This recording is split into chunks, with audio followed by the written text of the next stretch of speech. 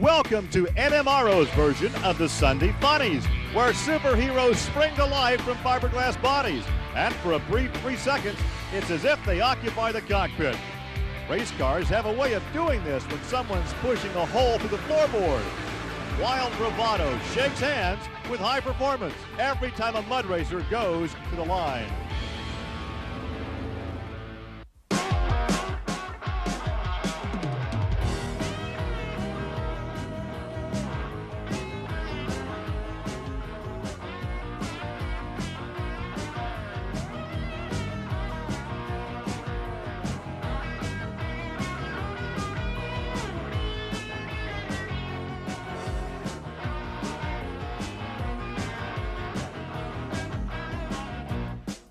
This is Trucks and Tractor Power, featuring the best in NMRO mud racing. Today, from the Allen County Fairgrounds in Lima, Ohio, it's the four-wheel Jamboree Spring Nationals. For truck lovers, the Jamboree is a kaleidoscope of sound and color, a canvas filled with chrome and candy apple pinstriping and tons of horsepower. It's the Jamboree that makes the pages of Four-Wheel and Off-Road magazine come to life. In fact, a walk through the show and shine area would tell you that these trucks are an extension of the owner's personality. But there is so much other activity going on right now in front of the main grandstand. And here with that story is Army Armstrong. Some people call it poor man's drag racing, but that's not the case at all. The names on the side of the vehicles tell you exactly how the drivers are going to attack the track at Lima, Ohio. Lima, known as one stop of the Triple Crown of mud racing, everybody wants to take a win out of here. It has always provided a ton of action, and today should be no exception. Trust me. We've had showers off and on all weekend. Now that makes it tough on tuning an engine, and Army Armstrong earlier addressed that issue. Hey, Gary, whether it's cold or whether it's hot, there's bound to be weather or not. You said that when you were a kid, if you're just kind of playing, but today it's no play thing. This is a complete weather station that one of the drivers has set up in a pit area. Why a weather station? It's real simple. The amount of fuel and air you mix in a supercharged engine is critical. That's where the horsepower comes from. We noticed that this driver has found a baseline with his weather station and decided to go from a big pulley on front to a smaller one. Look at the difference in the sizes of those pulleys. Now, the smaller pulley forces more air into the engine, making it turn quicker. So the driver's telling us that there's not enough really good air at the track today. He goes to a smaller pulley to compensate for that, to get the right fuel and air mixture. Ready for the Class 6 paddle tire competition in overtime. That is Keith Berry, and he'll stage against Rick Dempsey in the Mud Patrol. Dempsey's going to be driving a vehicle that has a history behind it. It's a past world champion, but this kid's new. We know the vehicle can do it. The question is, can the young driver step up to this ride? Both of them with alcohol burning, big block Chevrolet engines, horsepower, horsepower, horsepower. An open coupe against a sedan model. Quick run. Let's check the time. Berry's at 281. 281, and Dempsey a 329. The 281's a good number, Gary, and the open car seems to have an advantage. The drivers seem to be able to see better. We'll come back and talk to Berry as we return to Lima.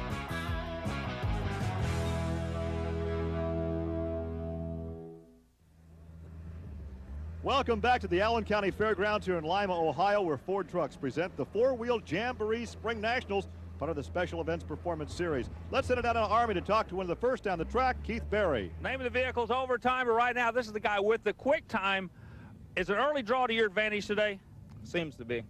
What about the rest of the field? What do they look at in the back when they see a guy like you cut a sub 3 second run in the front? It's going to run a lot faster. There's a lot of quick cars out there, so it'll be a good run for everybody today, I think. Also, his indication is the track may remain about the same, give everybody a chance for a good run as we take a look inside the cockpit of Psycho. Psycho is David Whitehurst, and he stages alongside Chuck Knoll's stepchild. David Whitehurst and his father teamed up on this vehicle. The stepchild, I kind of tease this guy because he even blew his own doors off trying to get it ready. It's basically a late model vehicle, but he's kind of stripped it down to where I don't even know what it looks like, Gary. But Yeah, it's looks fast, like I'll tell you that. it could have been an old Bronco or an old Blazer. But right now, it's just real fast. That's all he wants. Kid in the far lane, 25 years old. No, one of the veterans, Wiley veterans out of the Sunshine State of Florida in the lane closest to us. And the name on the car kind of says it all. Well, a good run for Noel. Noel. And Purple throttle. hang on. He almost does a bootleg spin to get her woed. A 256. Hey, that's the benchmark. 256, and for David in Psycho, a 286. That was a good side-by-side run. That's what this sport's all about. But when the replay comes up, I want you to notice the left side of the screen, the driver's sliding, and he actually has to get back in the throttle to get the car settled down. Watch it. He's sliding. He's got to hit the throttle right now. And he does finally save it, keeps it from going on over, but he takes that at 256, and here's Army. Some people do this for fun. I can't understand that. There's like a lot of work to clean this thing up real quick. Okay, he's got his helmet off. 259. That was an awesome run. But the run was one thing. The shutdown area looked like a whole new ball game for you. Yeah, it's still a little wet down in there in that grass, and you get off in the grass and it gets sliding around. And I was a little sideways coming out the end, so that hurt me too, Army. Well, I think, Army, you said a 259 was actually 256 officially as we look at a touch of madness. Coming up next, Gary Reddick. He'll take on the famous Steve Behrman in Chemical Reaction. The Moo car. Moo, that's right across the front of the car. Industry, that's right. There's your time to beat at 256. Both drivers working the lines, rolling into the beams like we said before. Just like drag race, you got to break a beam, and you're not racing each other, you're racing the clock. It's a real fast clock today. That would indicate that Steve was way out on the light, but again, you're racing the clock at 283 for Chemical Reaction. And look at the touch of madness time, 310. The 283 is a good number. You got to remember the baseline for good to fair is anything quicker than 3 seconds. A good look there at Jeff Myers in the Boss. He'll be taking on Chris Kane in Raising Kane. But first, Army had a chance to catch up with Steve Behrman, the driver of the Chemical Reaction. Well, again, I want you to notice something. The vehicles are picking up a whole lot of mud. Now, this is it's a mud race. You know you're going to get a little bit muddy, but this mud's causing some problems for them, some handling problems, because if you look at the driver's visors, they literally can't see out of them. They have to kick the visors up when they get to the end of the track. A good run. Do you think the track's going to get better as we go further into the field? There's no starting line there. You know, we spent a lot of money to build a lot of horsepower, and KCD Chassis built his chassis to try putting it to the ground. That Jim Oddy horsepower is too much for the track, and it spun real hard, and we had to pedal it. Well, there's a good look at the Boss. That is Jeff Myers, and he stages against Raising Kane, driven by Chris Kane. There's the time to beat at 256. An even run as Chris has some trouble, bangs the water barrier, kind of kisses off like a billiard shot, keeps on driving. Well, the Yodoc safety system that he got into was developed through this sport. Meanwhile, Myers goes at 263, Gary. Well, now watch again in the shutdown areas. Chris has some difficulty. Far lane. Now watch him spin around, catch the barricade, and then he hits it a second time. Well, Kane had his problems, but in the near lane, Jeff Myers had his own problems. Here's Army. The 263 number is a good number, but that's a bad sign. He hurt the motor. Did something look like to the front seal, but the run's over. He's got all week to put a Band-Aid on to get going again, but this Hemi Ford motor, kind of a strange combination, really laid down a good shot for him today. The oil is the bad sign. Gary? Staging now, Al Stebbins. Al, of course, won the Class 5 competition here at Lima, Ohio. And he pulls up alongside Jim Carr. Never satisfied, Jimmy Carr and Al Stebbins in rapid transit. But once again, the guy on top of the standings is Chuck Knoll at 256. That is the benchmark. And that is the run that these guys are shooting for as Jimmy Carr stages Never Satisfied. It's going to be a good run. Both of them 23 Ford Roadsters. The far lane is powered by a supercharged Ford. The near lane is powered by a supercharged Chevrolet engine. So if nothing else, somebody gets to go out of here with bragging rights if they don't go quicker than that 2.56. Both drivers with the alcohol engines letting a little bit of time, getting time on the engine, get some heat in them. Stebbins with a good run. Let's check the time, though. A 286, still 0.3 of a second off the benchmark right now, turned in by Chuck Nolan. There's the 279 for Jim Carr. So once again, the standing showing Chuck Nolan top with that 256. Then it's Jeff Myers, Jim Carr, Keith Berry, and Steve Behrman. There is a ton of mud on the side of Stebbins' car. Army right now is with Jimmy Carr. A 279 tells me you guys are having to think. It's not all driving with your foot today, is it? No, it's not. The pit is slippery, and it just, if you air the tires right, and you can make a good pass. But the combination is getting the horsepower to stick to the ground. Yes, definitely is. A lot more competition, a lot more mud coming your way. Welcome back to activity on the midway, but right now let's check in with Army at the starting line. The Christmas tree you're looking at is 60 feet past the starting line. That 60 feet seems to be the critical area for the drivers today. You cannot stick the horsepower to the track in that area. Now you're looking at the actual starting line, and you notice how ruddy it is, but the rut you're looking at is about 6 inches of soft mud. Right underneath that 6 inches of mud, it's real hard. That's where the drivers say they're blowing the tires off. It's so hard, it's like starting on concrete. The mud's kind of deceiving. What you see is not always what you get. Well, coming up, two totally different ideas on how to run the mud. There is Red Heat, a rear engine car for Melvin Brown, and a good-looking car pulls up alongside Fred Wilhite in Money Pit. Now, you notice how easy Brown could just look down the track. Look at Wilhite looking around the blower, trying to find out where the groove is. I'm not going to say a thing about those little dingleberries on his helmet. That kind of tells you about this guy's personality. That gives him better radio reception. Both drivers getting some heat in the engines. It's amazing. Everybody's sitting on the line a little bit longer today because of the weather conditions. But when it's right, they'll go. That was a run. Wilhite's in trouble back. That was a shot. He has trouble getting it slowed down. He's back on the throttle. He's zinged the throttle. He almost hit some equipment over there. But look at that, a 251. With all the trouble getting it slowed down, he had a 251. That puts him at the very top of the leaderboard. Watch the run again. He zings across that mud, but then he has trouble in the shutdown area. Called the old dingleberry shuffle because of little jobby-dobbies on his helmet. But right here he does some driving. See, he has to go into the throttle real quick in order to settle the car down right now. He wings the throttle right there, then climbs back on the brakes, does get it woed, and he's out of the car with Army. Well, we were talking about names and different things to tell you the personality of the people. Check this out. Yes, it's fast. No, you can't drive it. You have fun racing, don't you? I'm going to go ahead and talk while you're getting your helmet off and everything. But you and the other guys that race, the camaraderie here, the friendship and the brotherhood is really unique until you go to that starting line, and then you guys put the war paint on, don't you? If it wasn't for the friendship, I would not race. And yes, I ain't going to let nobody beat me that I can beat. Well, one of Fred's good buddies is Ron Pence, a real stalwart of this sport in Tater. Now, he is drawing a single in the far lane. Once again, that time to beat just laid down by Fred Wilhite at 251. Pence out of the Show Me State is capable. He runs the scooper tires on the back and the DOT tires on the front, telling me he's trying to loosen the car up a little. Good quick run, but will it be fast enough?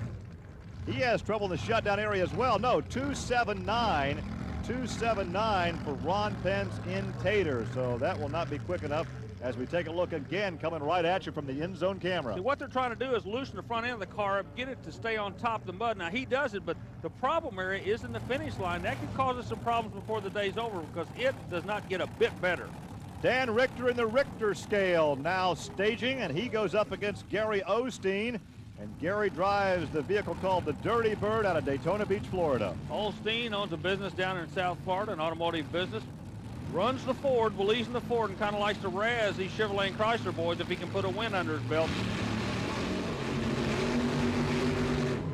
Let's take a look at the times. Looks like Richter, Osteen first, 3:02 with his Ford-powered Dirty Bird, which is indeed dirty and muddy right now. And Dan Richter at 2:84.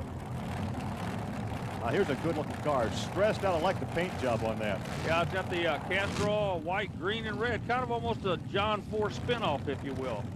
That's Roger Sherwood. And He will stage against Dan Vukovic in Bone Digger. Well, that name Vukovic has a lot of history behind it, doesn't it, Gary? He's won a couple of Indy 500s. Yeah. But right now, the Bone Digger in blue with the Bulldog on the front. That Bulldog's going to have to bite a chain if he's going to put this guy away. Yeah, but to put that leader away, it's going to take a better run than 251. Again, more trouble in the shutdown area, and again, he wings the throttle to get out of trouble. A 298, a good run, though. 298 for Vukovic, and a 268 for Roger Sherwood. Yeah, the numbers are good. They're just not good enough right now. But what's got me worried is that far lane in the shutdown area. Everybody's starting to come out of there a little bit weird now. That's 3 in a row that have come out of there not straight.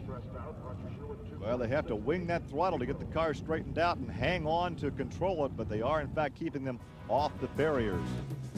So far. Well, the Florida boys are headed back to the Sunshine State. We're coming back to Ohio. The four-wheel jamborees are part of the Special Events Performance Series featuring a weekend of four-wheel fun. Check out the manufacturer's midway. There's also several categories of show and shine competition.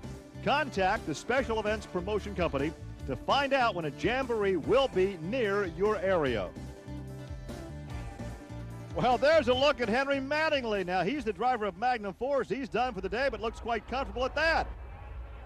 Some highlights now from Class 6 competition. There's Garland Walls and the Gambler against Jody Nelson in split second.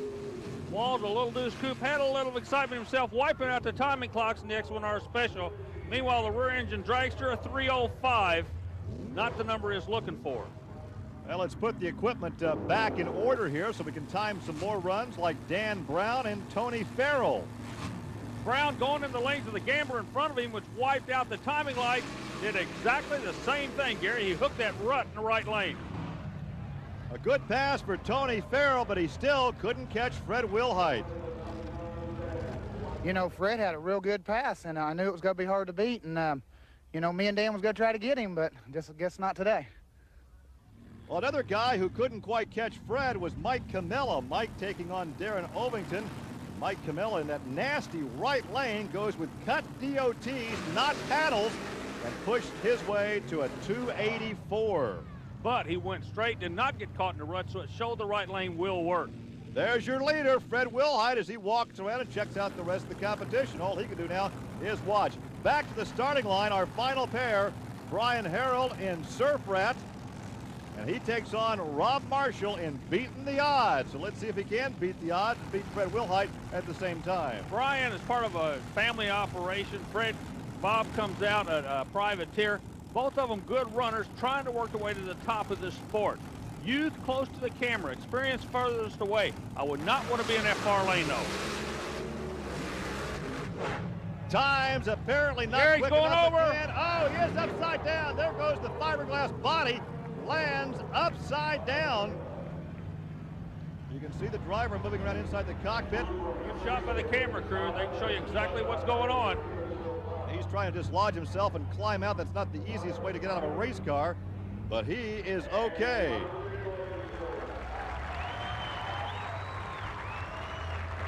Acknowledges the cheers from the crowd. Now watch again the far lane. It's a good pass. The shutdown area is where the problem was, Gary. See? We talked earlier about the guys getting back on the throttle to save it. Perhaps he didn't get back on the throttle. Hooked that left rear just like a sprint car going over the cushion and rolls it on over. Sheds the fiberglass body. Minimal damage. He was all right, and here's Army. First of all, are you okay physically? Yeah, I'm fine. Why don't you go ahead and start taking your helmet off, let the EMTs get with you. He's checking the damage on the vehicle. The chassis's twisted, it's bent, but the roll cage did hold up and protect the driver. But again, I want you to notice just exactly how muddy it is. We'll get him to pan the camera straight down. I'll show you. That's what they're trying to stop in right there. And that's causing some of the problems out here today. Gary, back up to you. Something wasn't quite as bad as it could have been. Well, taking a look at the final standings, Fred Wilhite hangs on to win it at 251. Then it's Chuck Knoll, Jeff Myers, Roger Sherwood, and Rob Marshall. And now there's your winning car. Let's go talk to the winner. Here's Army. Well, Fred Wilhite just give us the #1 sign, but he also gets the old NFL badge. Fred, congratulations to you. Kind of a strange day with the bite. The bite was there, then the bite went away, and they had a good lane and a bad lane and everything. That keeps showing us that this luck of draw for position is awfully important, isn't it? Yes, that's a definite factor at these places like this. I just happened to be at the right spot at the right time. Did it feel like a 251 run to you? Yeah, the car actually felt like it hooked from start one to the finish line. I think it was carrying the front wheels about half track. It felt like it. It felt good. Well, for Army Armstrong, I'm Gary Lee. We'll see you next week on Trucks and Tractor Power. Now here's news of an exciting video release from Diamond P Sports.